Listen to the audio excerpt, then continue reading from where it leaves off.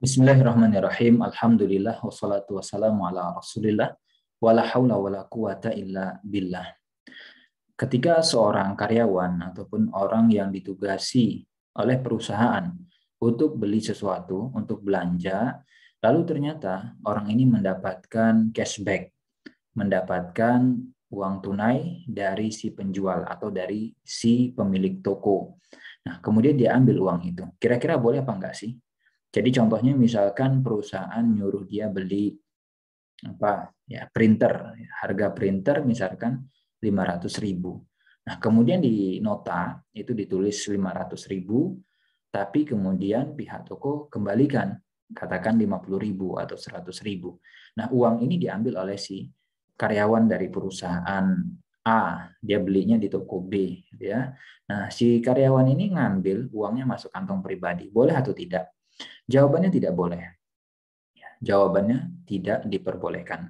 Alasan pertama, dia melakukan penipuan. Apa penipuan yang dia lakukan?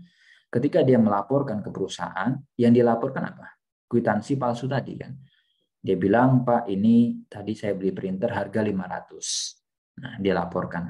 Dia buat laporan palsu karena sebenarnya harganya adalah 450, bukan 500. Ini yang pertama. Yang kedua, kalau pihak toko memberikan cashback semacam itu adalah supaya si karyawan tadi kalau beli ke situ bukan ke tempat lain, ini nanti jatuhnya kepada sogok, jatuhnya kepada suap menyuap. Ini saya kasih kamu, tapi tolong ya besok kalau belanja ke sini terus. Nah, si karyawan yang bermain dengan si pemilik toko semacam itu juga dilarang. Dan kemudian yang ketiga, kenapa ini juga dipermasalahkan? Ada kasus secara jelas dan tegas sebenarnya di masa Nabi Shallallahu Alaihi Wasallam. Ibn Lutbiyah itu ketika dia disuruh kerja sama Nabi, dia ngambil harta zakat, begitu sampai ke tempat Nabi dia bilang, ya, hadzalakum, ini harta zakat untuk kalian, dan kemudian hadzali, yang ini bagian saya, dihadiahkan ke saya. Nah, biasanya kan orang-orang itu ketika mendapatkan cashback berupa uang tunai semacam itu, dia bilang, yang ini untuk perusahaan. Perusahaan dapat barangnya toh ya 450, yang 50 ini untuk saya, kan saya yang dikasih hadiah oleh si pemilik toko. Nah, maka Nabi kemudian marah.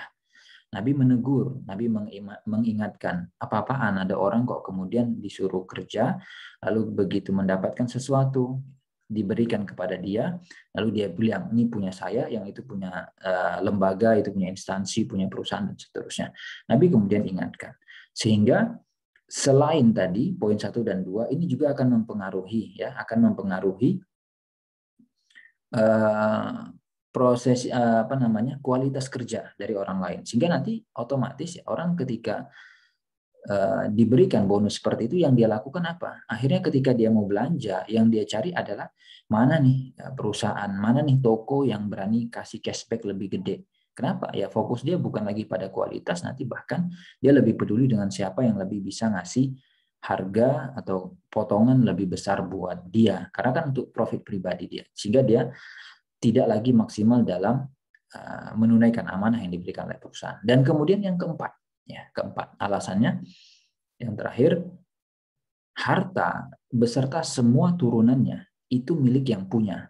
Jadi kita sebagai karyawan nih, statusnya kan sebagai wakil dari perusahaan. Sehingga uang yang kita pakai buat belanja itu kan uangnya perusahaan.